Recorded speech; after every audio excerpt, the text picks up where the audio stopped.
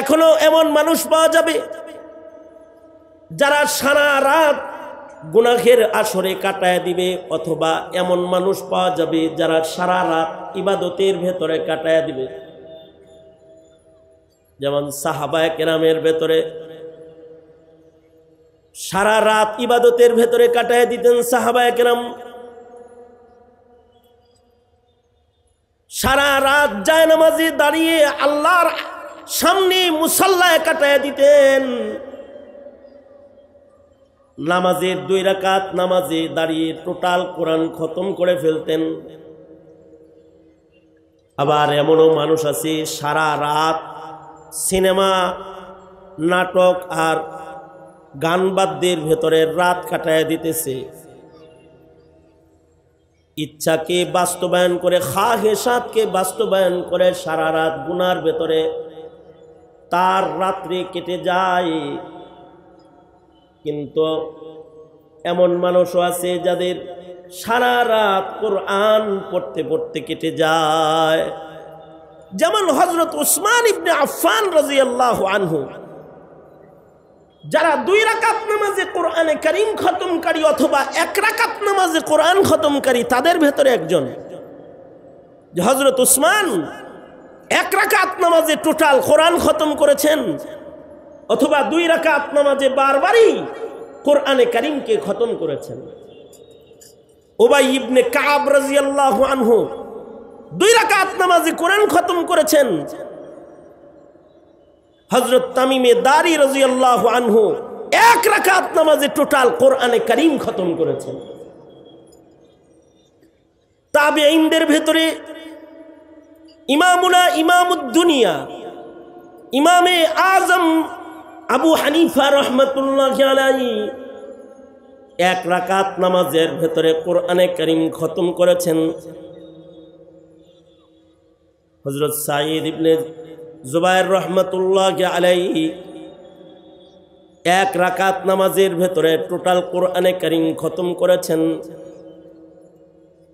শুধু 1 রাকাত 2 রাকাত নামাজে কোরআন খতম করেছেন তা নয়, সুদীর্ঘ 40টা বছর পর্যন্ত ইমামে আজম আবু হানিফা রাহমাতুল্লাহি আলাইহি ইশার ওযুর দ্বারায় ফজরের নামাজ আদায় করেছেন। 40 বছর পর্যন্ত ইশার ওযু দিয়ে ফজরের নামাজ পড়েছেন। 40 বছরের ভেতরে কি ঘুমাইতে মনে চায় নাই? অথবা বিবির বিছানায় কি যেতে মনে চায় নাই? নিজের জিন্দেগির 40 বছরের রাতকে আল্লাহ তাআলার জন্য ওয়াকফ করেছেন।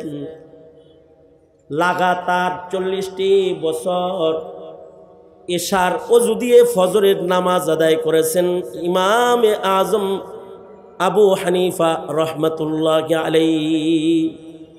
এই 40 বছরে রাতের বেলায় কত কিছুই তো হৃদয়ে এসেছে, কিন্তু নিজের খাহেসাতকে দমন করে, আল্লাহ পাকের ইচ্ছাকে বাস্তবায়ন করে নিজের জিন্দেগির 40টি বছর রাতের সময়টুকুনকে এমন ইবাদতের ভেতরে কাটিয়েছেন যে ইশার ওযু দিয়ে ফজরের নামাজ পড়েছেন 40 বছর।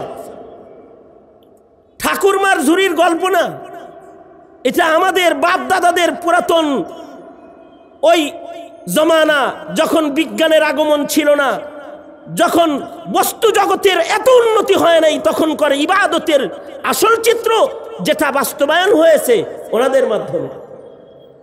40 বছর ইশার ওযু দিয়ে ফজরের নামাজ আদায় করেছে। একদিন ইশার নামাজে গেছেন ইমামে আজম আবু হানিফা রাহমাতুল্লাহি আলাইহি।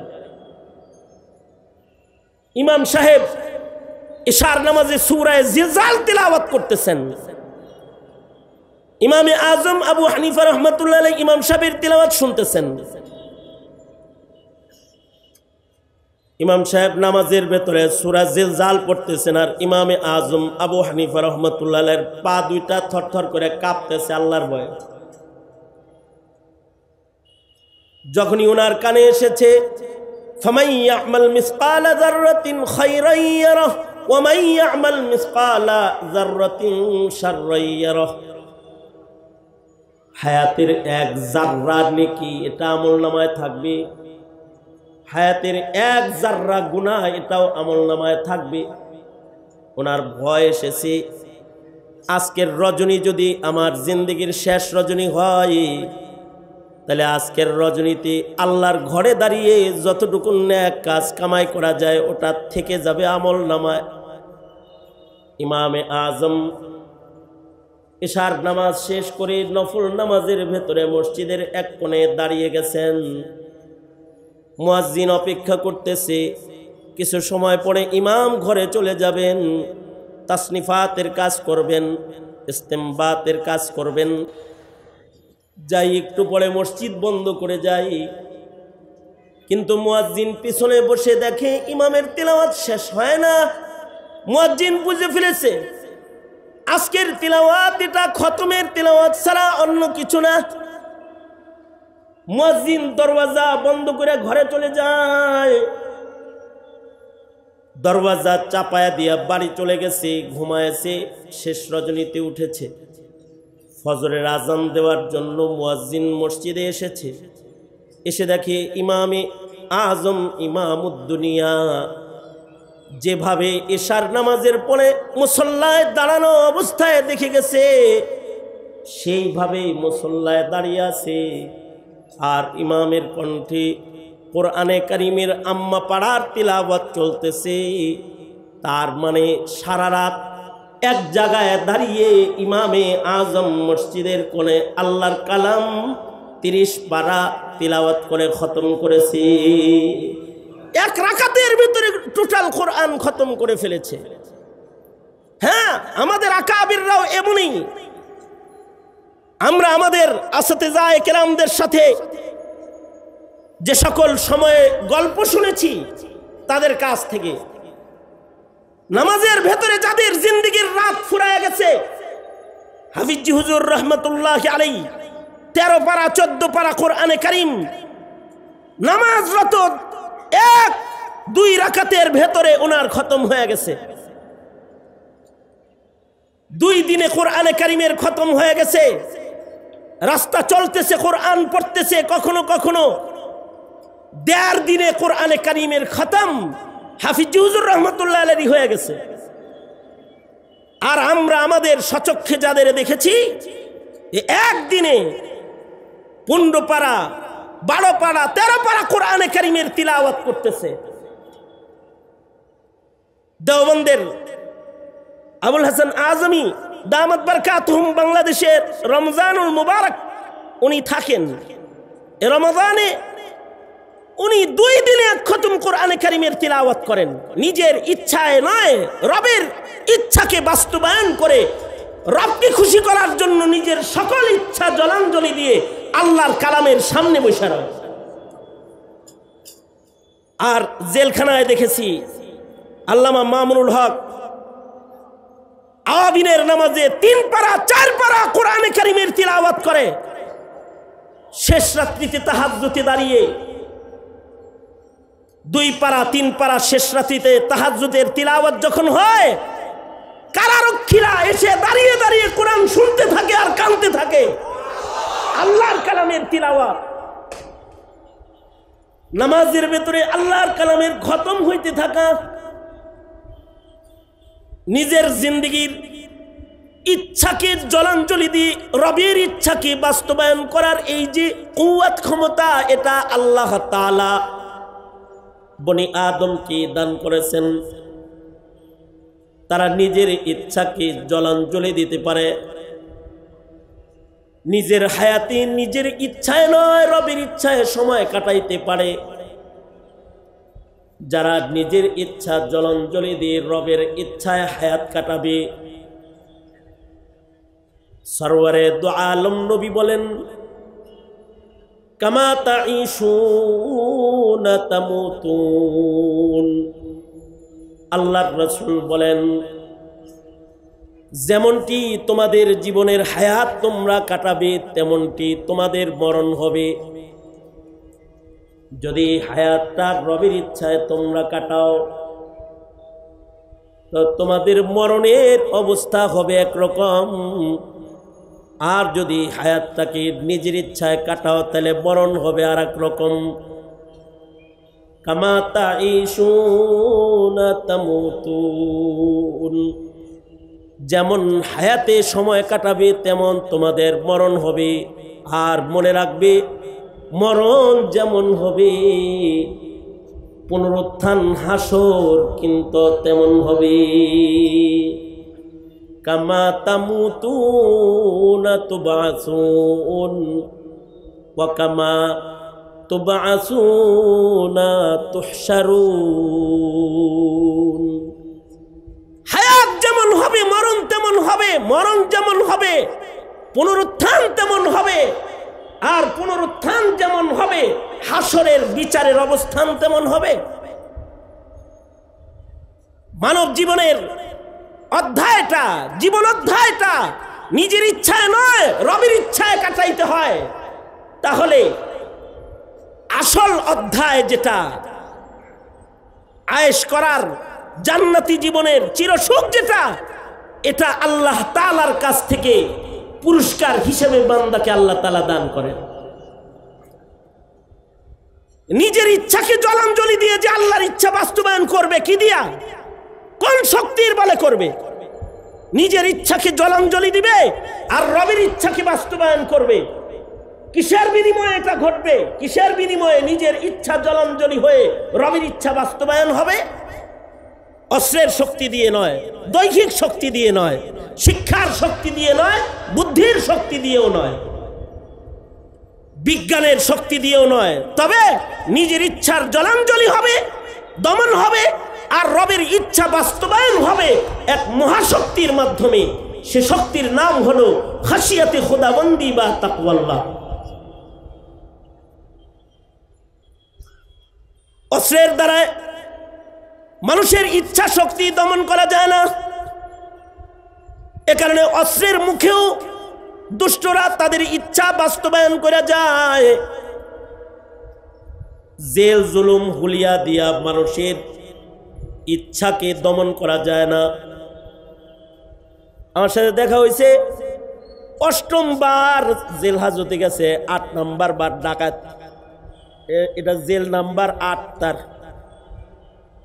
এর আগে সে আরো 8 বার ছাড়া পাইছে, 7 বার ছাড়া পায়া 8ম বারে ঢুকছে। বললাম কি অপরাধ? কয় আগে যে কারণে ঢুকছি এখন সে কারণে ঢুকছে।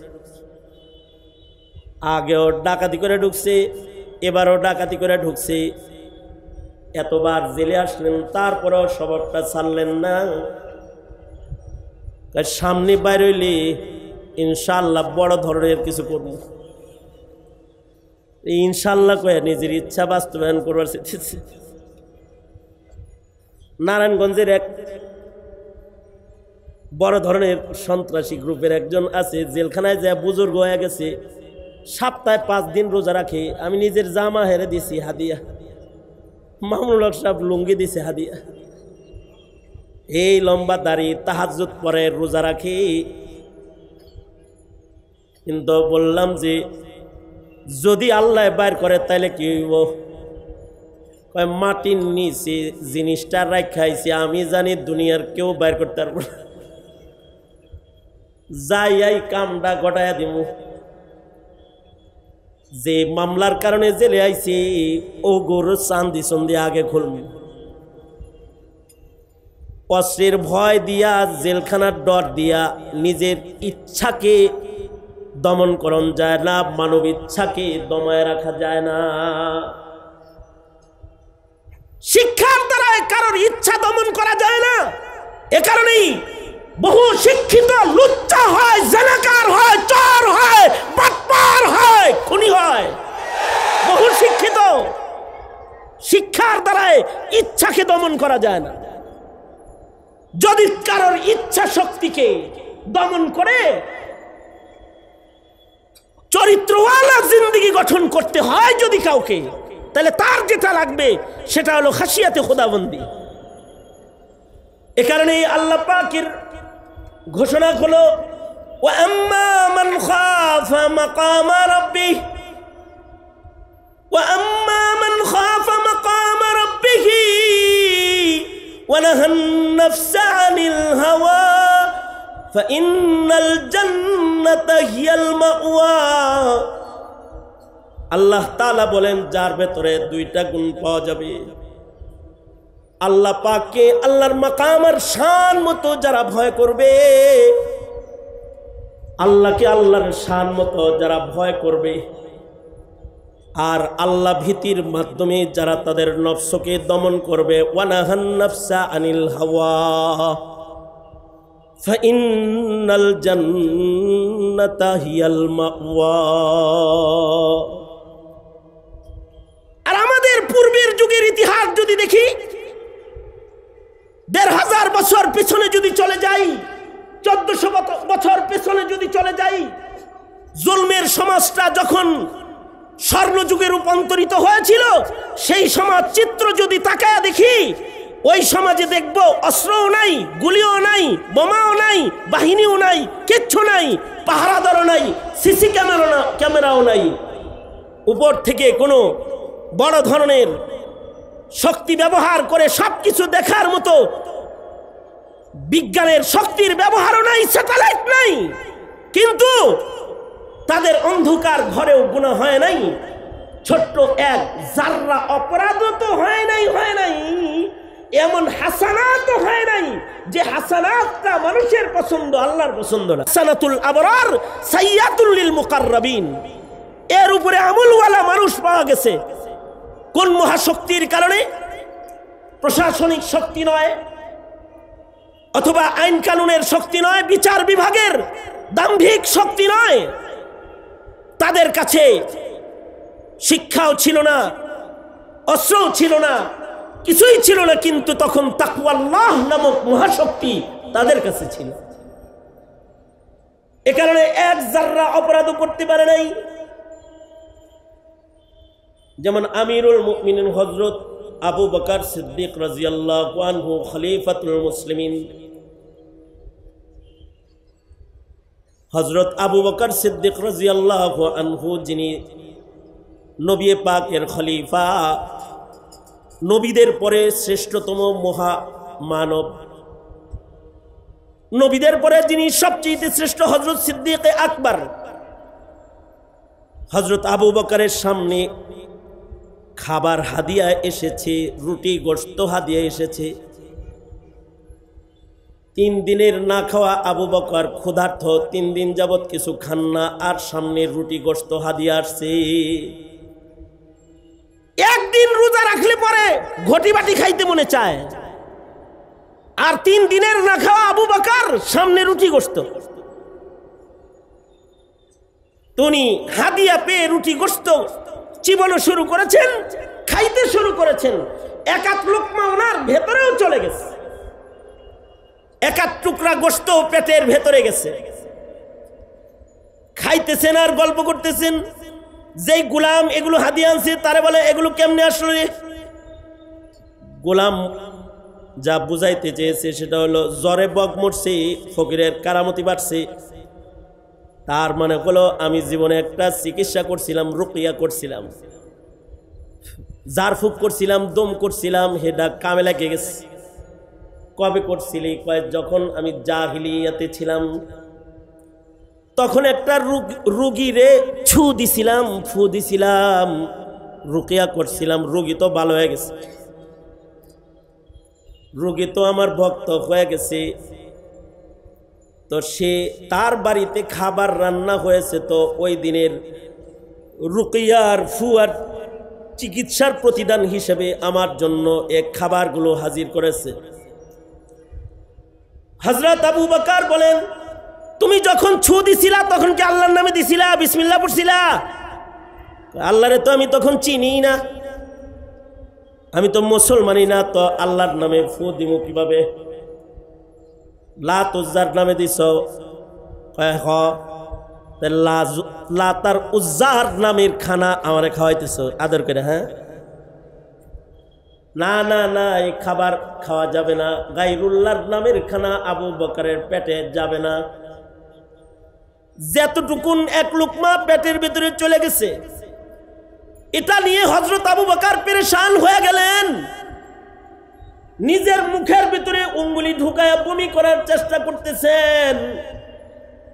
হযরত উসমান এসে বলে, এত কষ্ট করছেন কেন আমিরুল মুমিনিন? হযরত আবু বকর বলে, উসমান শোনো নাই, হারাম খানার দ্বারায় যদি দেহ গঠন হয় ও দেহ দোজখের আগুনে ফেলবে আল্লাহ তাআলা। আমি চাই না লাত উজ্জার নামের খানা আমার পেটে হজম হয়ে যাক, এ কারণে উঙ্গুলি মারতেছি যাতে বমি হয় আর মুখের ভেতর দিয়ে যেন পেটের খানা বাইর হয়ে যায়। হযরত আবু বকর আবার বেশি করে পানি পান করে তারপরে মুখের ভেতরে উঙ্গুলি মারা শুরু করলেন। এক সময় হযরত আবু বকরের বমি হয়ে গেল, পেটের থেকে রুটির টুকরা গোশতের টুকরা বের হয়ে গেল।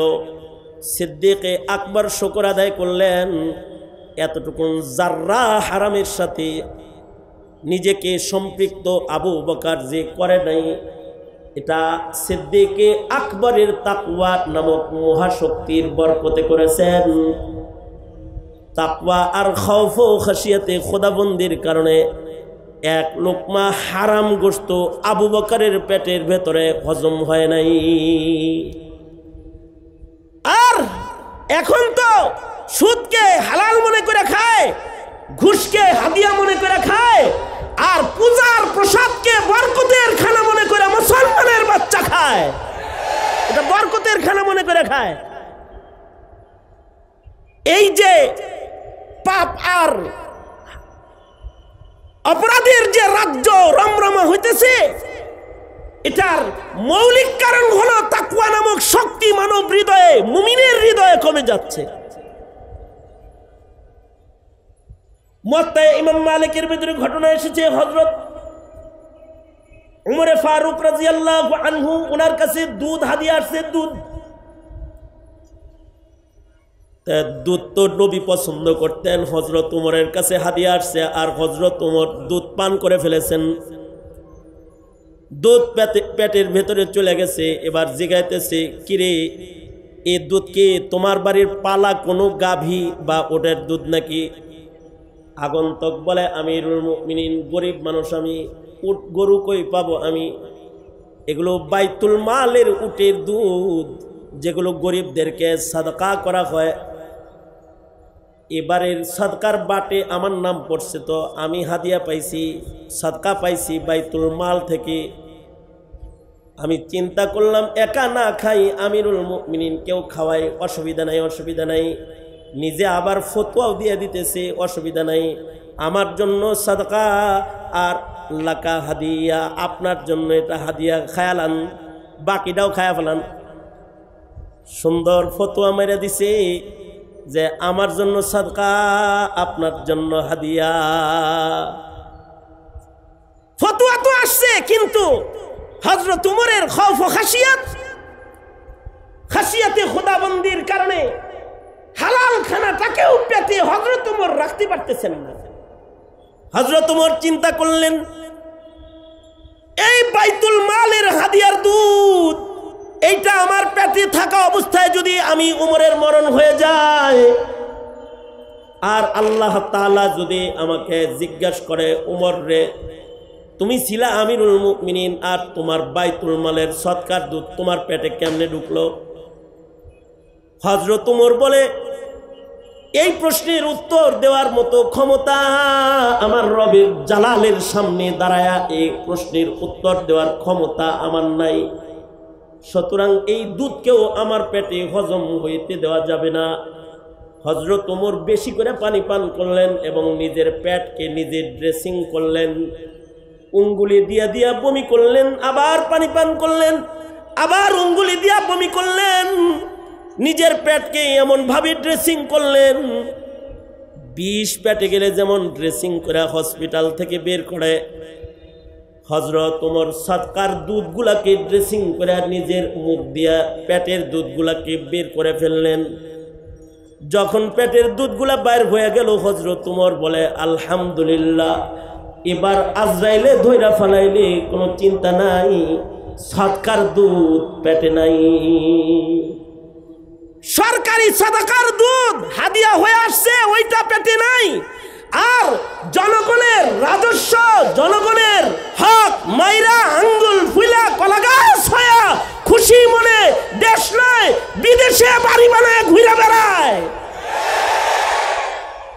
যে অধঃপতনের অবনতি, এটা সম্ভব হয়েছে তখন যখন তাকওয়াল্লাহ আর খৌফ খাশিয়াতে খোদাবন্দি হারায় গেছে। তখন ইতিহাসের পাতার আরেকজন উমর ছিলেন উমর ইবনে আব্দুল আজিজ রহমাতুল্লাহি আলাইহি। উমর ইবনে আব্দুল আজিজ রহমাতুল্লাহি আলাইহি 99 হিজরিতে যিনি খলিফাতুল মুসলিমিন হইছেন, 50 বছর খলিফা ছিলেন না। হযরত উমর ইবনে আব্দুল আজিজ খলিফা ছিলেন মাত্র 2.5 বছর। মাত্র 2.5 বছরের খেলাফত পরিচালনা কইরা হযরত উমর ইবনে আব্দুল আজিজ রহমাতুল্লাহি আলাইহি এমন এক শান্তির রাজ কায়েম করেছেন, গঠন করেছেন। মানুষের ভেতরে তো ইনসাফ ছিলই, জঙ্গলের ভেতরেও ইনসাফ কায়েম হয়েছে। উমর ইবনে আব্দুল আজিজের আমলে মানুষের উপরে তো জুলুম করে নাই। 2.5 বছরের উমর ইবনে আব্দুল আজিজের খেলাফত কালে বাঘ আর ছাগল এক ঘাটে পানি পান করেছে। আল্লাহু আকবার, জোরে করে বলেন আল্লাহু আকবার, আরো জোরে আওয়াজ করে বলেন আল্লাহু আকবার। 2.5 বছরের খেলাফত কাল, 50 বছরের খেলাফত কাল না। যদি জমিনে ইনসাফ কায়েম করতে হয় 50 বছরের টার্গেট লাগে না, 100 বছরের টার্গেট লাগে না। 24 ঘন্টার টার্গেটে দেশ অপরাধ মুক্ত হয়ে যায়। আফগানিস্তান এটার নজির দেখায় দিয়েছে। মাত্র 2.5 বছরের খলিফাতুল মুসলিমিন উমর ইবনে আব্দুল আজিজ রহমাতুল্লাহি আলাইহি,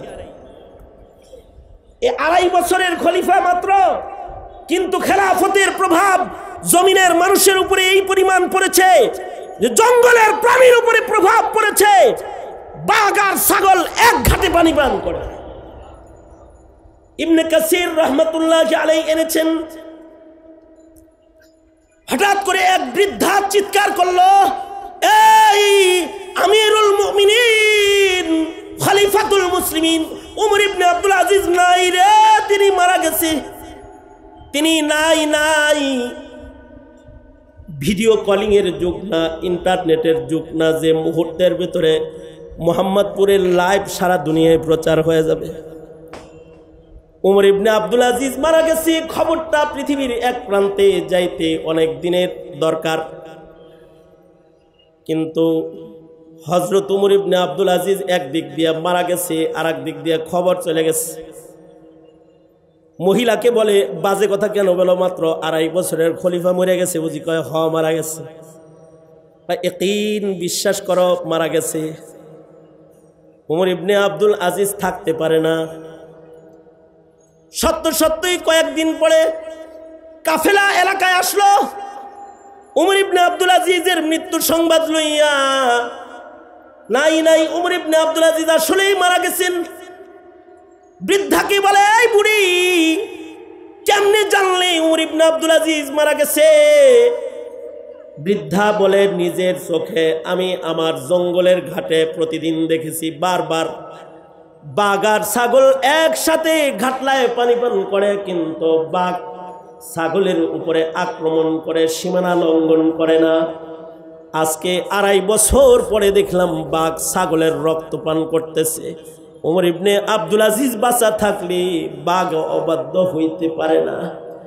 তাই আন্দাজ করেছিলাম খলিফাতুল মুসলিমিন নাই রে।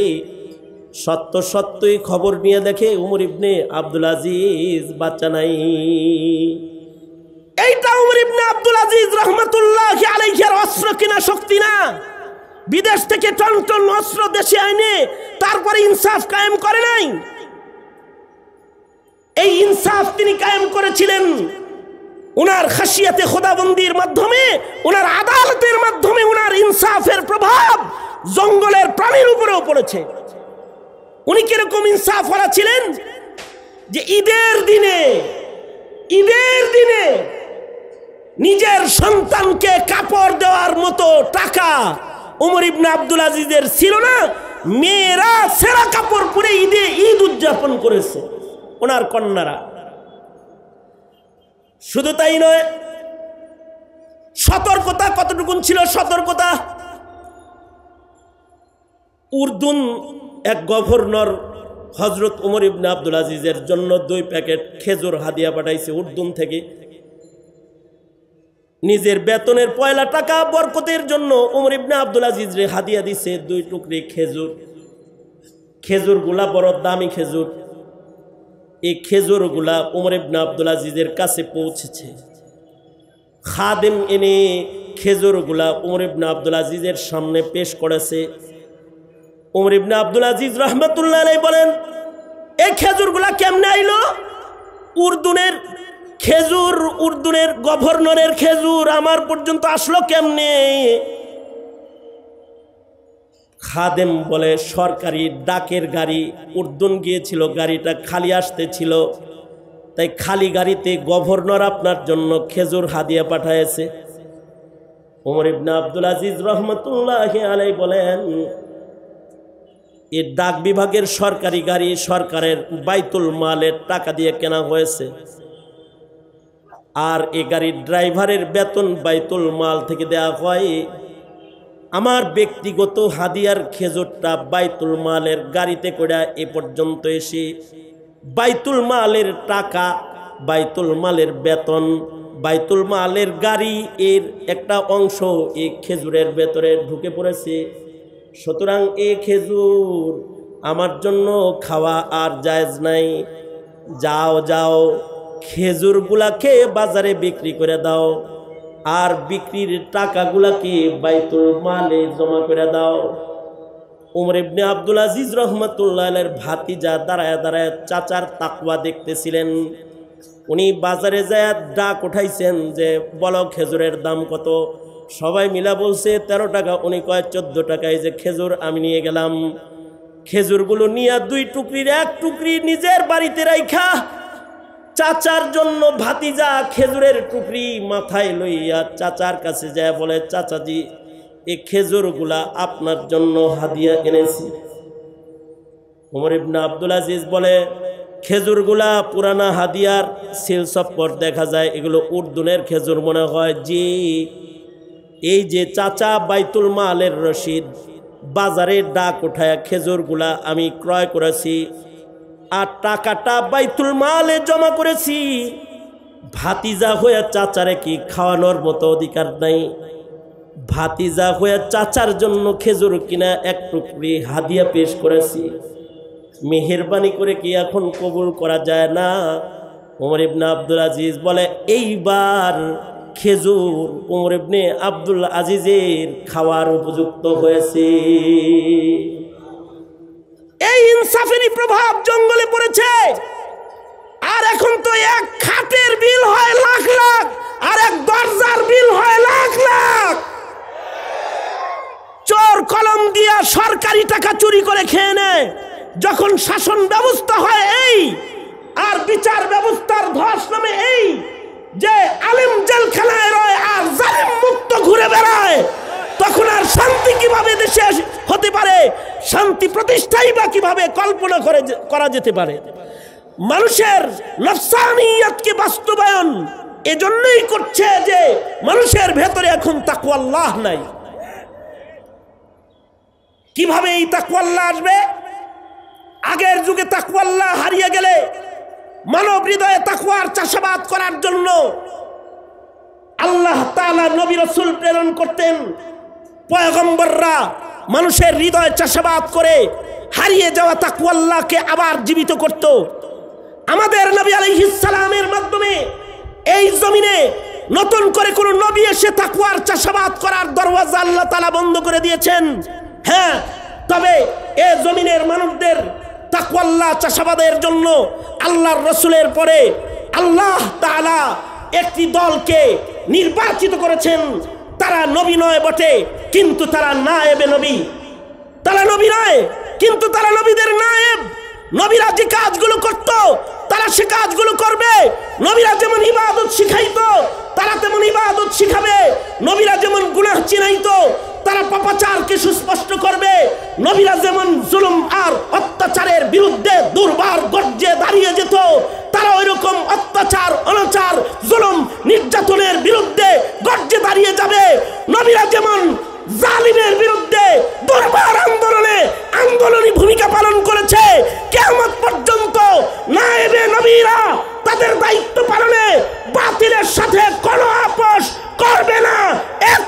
বসে থাকবে না, জবান বন্ধ তারা রাখবে না, তারা নায়েবে নবীর ভূমিকা পালন করবে। আর এই জমিনের মানুষের হৃদয়ে তারা তাকওয়ার চাষাবাদ করবে। মুহতারাম হাজিরিন, এই কারণেই উলামায়ে কেরাম এই জিম্মাদারি পালন করে বটেই। এই কারণেই এই জমিনের মুসলমানদের সমাজে যখন পশ্চিমাদের কুফরি চাষাবাদ আর অত্যাচারের চাষাবাদ বন্ধ হয়ে যায়, তাকওয়া আল্লাহর কারণে মুসলমানদের কাছে যখন তারা পাপকে গিলাইতে পারে না, জমিনটাকে পাপের রাজ্য বানাইতে পারে না, তারা চিন্তা করে দেখেছে একটি দল আমাদের জন্য বাধা, তারা হলো উলামায়ে কেরাম, যারা তাদের মেহনতের মাধ্যমে জাতির হৃদয়কে তাকওয়া আল্লাহ শক্তিশালী করে দেয়, যার মাধ্যমে তারা কুফরকে না প্রদর্শন করে, তারা বিদআতকে না প্রদর্শন করে, তারা জুলমকে না প্রদর্শন করে, তারা সারা দুনিয়ার কুফরি শক্তিকে না দেখায়, হ্যাঁ দেখায় না। একটি কাফেলায় রয়েছে, তারা হলো উলামায়ে কেরাম। সঙ্গত কারণেই চক্রান্ত হলো এই যারা জাতির হৃদয়কে গঠন করবে এদেরকে জেলখানায় আটকায় দাও। এ কারণেই আল্লামা মামুনুল হক জেলে, এই কারণেই বাবুনগরীকে জেল খাটতে হয়েছে, এই কারণেই মুফতি আমিনীকে গৃহবন্দী থাকতে হয়েছে, এই কারণেই হাজার হাজার আলেমকে জেলের অন্ধকার কুঠরিতে রাতের আধারে চোখের পানি ফেলতে হয়েছে, সেজদারত খানতে হয়েছে। হে তালেবানে ইলমে নবুওয়াত, তোমাদেরকে বলছি, এই উলামায়ে কেরামের এই অত্যাচার সহ্য করার ধারা এটি আজকের নয়, নতুন নয়, এটি পুরাতন এক ইতিহাস। এই ইতিহাস কিয়ামত পর্যন্ত, ইসরাফিলের বাঁশি পর্যন্ত চলতেই থাকবে, চলতেই থাকবে। সঙ্গত কারণে কোন বাতিলের গর্জন দেখে তোমার অর্জনকে তুমি হারাবে না। তুমি তোমার সর্বশক্তি নিয়ে নায়াবতের জিম্মাদারি পালনের জন্য প্রস্তুত থাকবে। প্রয়োজনে জান দিবে, জীবন দিবে, কাফন পরে আবার রাজপথে যাবে, প্রয়োজনে মামুনুল হকের সাথে জেলখানায় তালাবদ্ধ থাকবে, কিন্তু বাতিলকে তোমরা সহ্য করবা না, সহ্য করবা না।